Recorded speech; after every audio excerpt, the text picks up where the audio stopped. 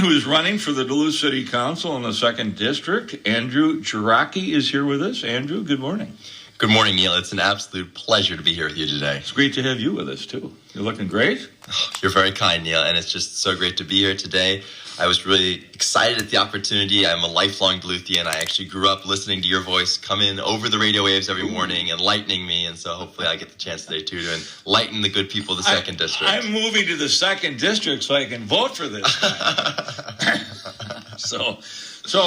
Well, Andrew, you've decided to run for city council, and the 2nd District is kind of the Congdon area, where it goes from about 14th, 15th Avenue East to about 40th, and then up to about the airport. So exactly, the eastern side of town. So you obviously live in the district. You grew up here in Duluth. Did you go to UMD or?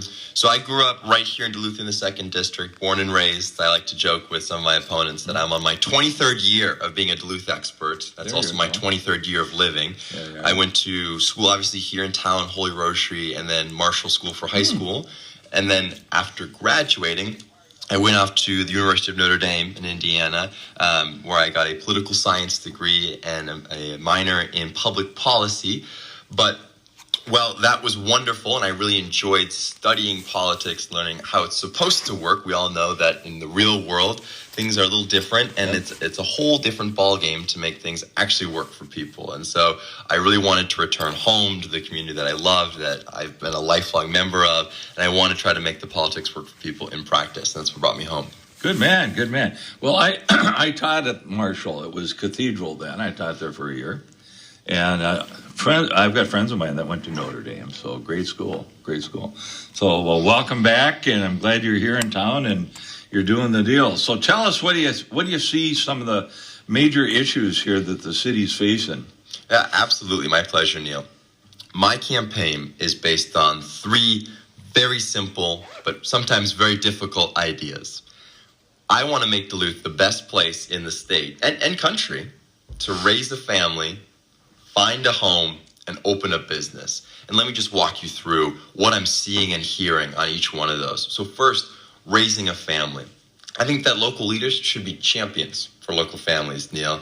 And working parents have told me that one of their top issues right now is finding affordable, trustworthy childcare. For example, I have neighbors who are both working shifts at the hospital, and they tell me that the ability to have someone watch their kid really runs their life. And if they can't find that person or afford that person, it changes everything they're able to do. And the Duluth Chamber of Commerce has actually identified childcare shortage in our area as one of their key initiatives to support growth. And now they have new leadership at the chamber. Indeed, absolutely. And I want to talk more about how the City Council and the Chamber of Commerce can work much closer together. And of course, it wouldn't be fair if I just stood up here and point out the problems without having a solution. And so one of the areas of solution for this child care problem that our working families are facing is to look at the $58 million our city's received in the American Rescue Plan funds and identify even just a portion of that could be used to help families afford child care or help families that want to stay home and provide their own child care. And you might wonder, where am I going to find this money? Well, in a June 29th memo from the mayor's office about recommendations of how to split up the $58 million our city's receiving, I was really disappointed to read that the city recommends spending $12 million on new air conditioning for City Hall. And personally, Neill, I think we need to put families over buildings. And I think childcare is among many other good uses for that money before we invest in any one building.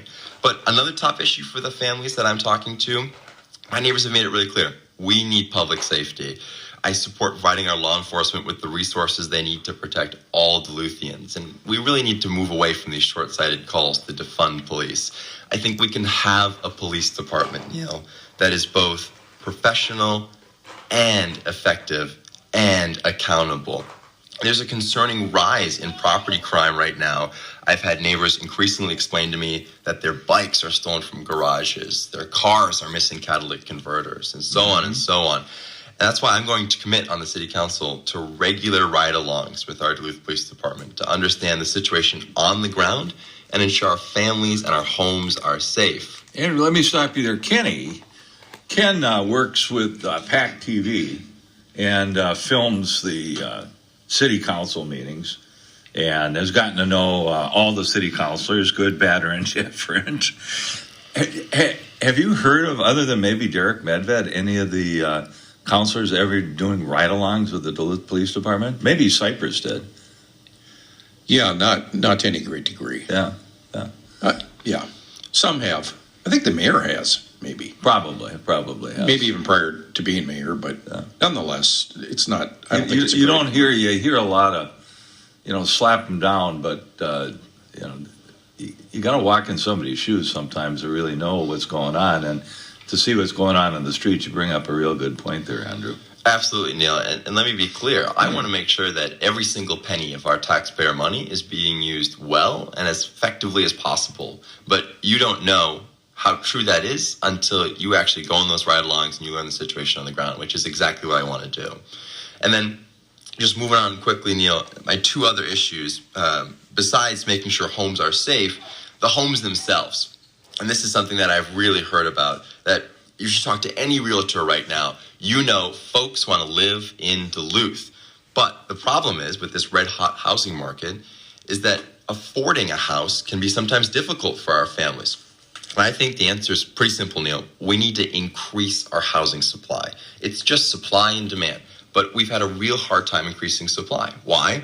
Well, part of the answer is that a 2018 study by the Arrowhead Builders Association found that high building permit fees and the difficult approval process here in Duluth are key obstacles. It can cost, according to this report, up to 80% more to build in Duluth than in similar sized cities anywhere else in Minnesota. I want to work with developers to streamline this process and make it much easier to provide more homes for our city. I think that's just a common sense solution. And speaking of folks needing homes, Neil, I've also heard from my friends and neighbors that we need to address the urgent homelessness problem that is growing here in Duluth. We've got tents along the Lake Walk. We have persons lying on the sidewalk in downtown. And we've got makeshift shelters in our hillside parks. This is a public health and safety problem. These individual vulnerable folks, as well as all of our city's residents and visitors, deserve better. And that's why on the council, I want to start an emergency task force, because this is an emergency problem. And I want to work closely with the Duluth Housing Redevelopment Authority to hopefully try to pursue some of the thousands of new housing vouchers for Section 8 living developed by HUD recently. And I also want to work with new actors like the Northland Foundation, other private sectors, to provide mental health services. Because, Neil, we have millions of visitors to our city each year. We want them to have a great impression that this is a wonderful and safe place to live. And we also are a humane city. We want better, even for the most vulnerable Duluthians. And we can do better. No, I hear you. We see it out here all the time, and that's one of the issues that we've gone after the city council. As you may know, and I'm sure you know, a couple of years ago, the Duluth City Council, there used to be vagrancy laws. Wash those away. People can camp out, and no controls, no toilet facilities. The city tried to put satellite toilets. They all were destroyed. Several of them were destroyed. One down here on the corner of Lake Avenue and Superior Street. 1 week, 2 of them were destroyed. I contacted the mayor's office and I said, you got one destroyed. Well, that was just replaced. I said, they destroyed it again. And out in Lincoln Park, they burnt that one down to the ground. It melted. And so there's been some attempts, but to do a carte blanche saying, here you go, stay up, camp out, you can sleep in your car.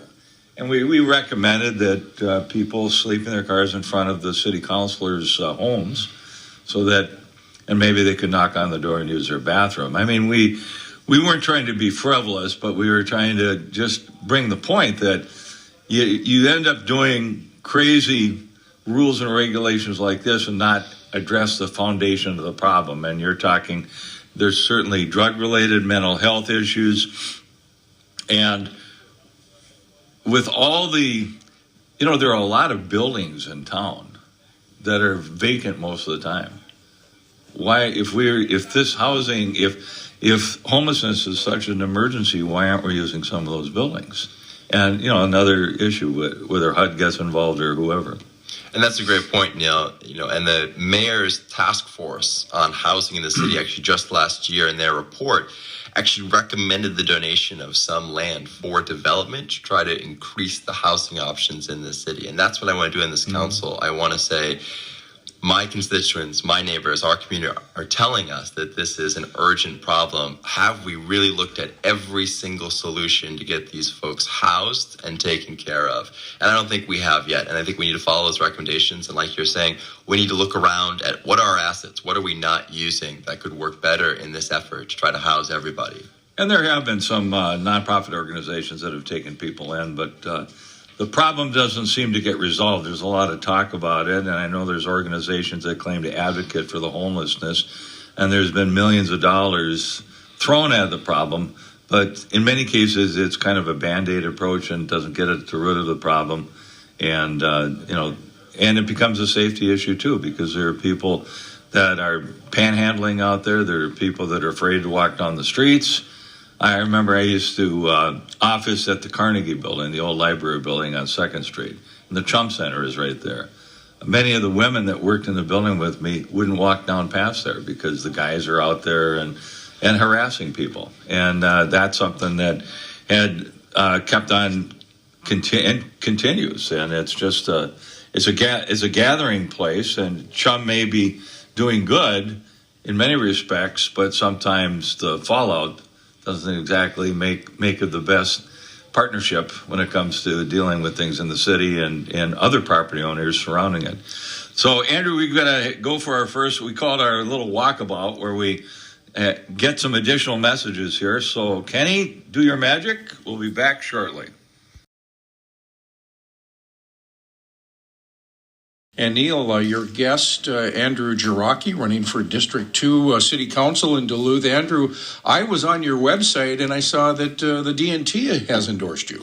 That's correct, and I was incredibly grateful to receive their endorsement. I think they called me an issues smart and devoted to the community candidate, which was very kind of them.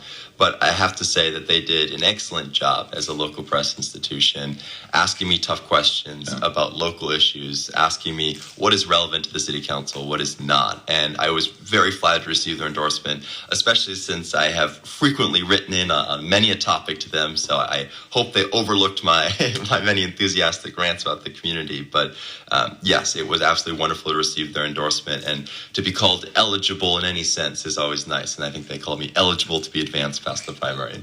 That's pretty good. That's let me tell you something. You know, having served on the Duluth City Council, as I did a total of 18 years on the council, you are one of the most articulate candidates I've heard that understands the issues, that's researched them, and brings forth some solutions. Because a lot of times we don't see that. We see people making a speech, and you try to pin them down, and they really don't have the details. Everybody, whoever the person is that wants to run for city council or public office on the ground level, which city council and school board are, kudos to anybody doing it. But you've dug into the issues. Well, it was really an exciting opportunity to learn even deeper what's going on in the community, Neil. And I'll give you an example of how this has already been an education for me. I always knew that Duluth was sometimes a difficult place to open a business, but I didn't truly understand this until I started talking to the business owners in our community. And one local business owner summed it up perfectly for me. He said, business is the engine of growth in our community. And how are we to reconcile this with the fact that the website Wallet Hub just this year ranked Duluth as the, drumroll please, 1,082nd best out of 1,337 small cities in America to start a business in 2021. How do you put that on a t-shirt? Close to the bottom of the barrel. Exactly. How are we to brag that we are the top 1,082nd best city to open a business in? And that's why I think the city council needs to forge a better relationship with our local employers, because a productive public-private environment attracts more job creators. And of course, I understood that taxes are frustrating, but I didn't understand how frustrating it was until I got the chance to get out, hit the concrete, and talk to local business owners. And they're telling me it's frustrating to see our taxes increase. That's why I'm opposed to any further increase in property tax levies. I've listened to local business owners explain to me the urgent need to right-size our taxes, which is why I'm going to be a voice of reason and fiscal prudence on the council. And just as a particular example, Neill, in addition to the property tax levies, our sales tax of over 10%, I'm hearing right here from our business owners in Duluth that it's encouraging customers who would go to a restaurant in Duluth to go across the bridge to Superior or over the hill to Hermantown to dine. And it's an example of where continuing to raise taxes is not the answer. And that's just a whole example of how, even though I'm a lifelong native in the community, I live and breathe Duluth, I didn't truly understand the reality and the urgent need to address this problem of our local economy until I really ran for city council, walked out and began talking and listening to our local business owners. And that's really something that they tell me is missing from our current city council, that it's a council that doesn't prioritize listening to our private sector. And that's why I want to listen to our private sector and fill our potholes, invest in our world-class port, make sure our transportation and manufacturing sectors can continue to provide great paying jobs. And I'm going to commit, just like I'm going to commit to ride-alongs, to regular meetings and consulting often with the Greater Duluth Business Association, the Chamber of Commerce, and the Canal Park Business Council, among others. Because you would be shocked right now at the state of the relationship between these important voices for local business and City Hall. And that's why I want to be a champion for our community's families, homes, and businesses in City Hall. And after what has been the most incredible educational experience running for City Council, I'm really, really grateful for the community for educating me so that I could listen to them, because now I want to go to City Hall and continue to listen to them.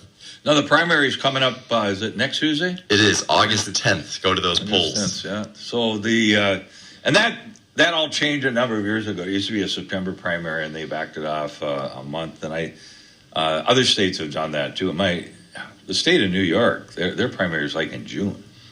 And, sometimes people get lost in the elections, sometimes in primaries get lost in the shuffle, unless people are really beating the bandwagon and, hitting the doors. And, now it's social media, but it's also knocking on doors and going out and talking personally to people, as I'm sure you have been. It really is, Neill. And I can tell you that the conventional wisdom says that you need to have an Instagram, a Facebook, a Twitter, right, on and on and on.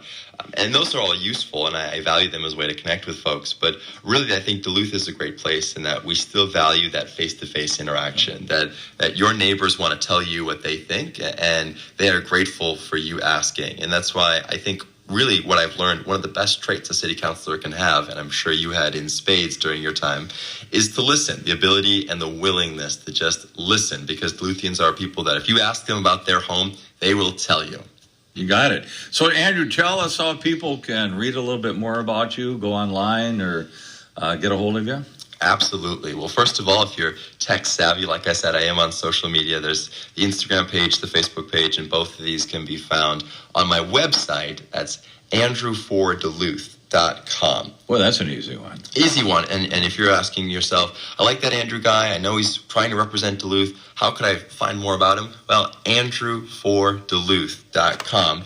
And I also absolutely love hearing from folks. So if you'd like to shoot me an email, andrewforduluth.com. I've already had some folks reach out to me. It's absolutely wonderful to speak to folks about. For example, I had a very nice constituent reach out and say, what is your position on short-term and long-term rentals? Because they're a diplomat, actually, and they're traveling often, and so they rent out their home. But our previous counselor in the 2nd District was against extending their ability to rent for a long term. And so I was able to directly connect with her and say, I absolutely disagree. I think City Hall should have minimal interference in your ability to conduct commerce. And I think that your home, especially, we need to allow folks to rent so that everyone can have a home here. And that was really an amazing opportunity to learn about this problem I would not have necessarily known about, get educated by a constituent, and also share with them my view. That's based on what they're telling me. So absolutely, I want folks to go to the website. I want folks to email me. I definitely want to interact with as many people as possible and hear their perspective. All right. andrewforduluth.com. Man, that's not You can't forget that one. I don't have a jingle yet, but maybe I can work on one. I'll come back on the show. Well, Kenny plays the guitar, Maybe we'll work something out here.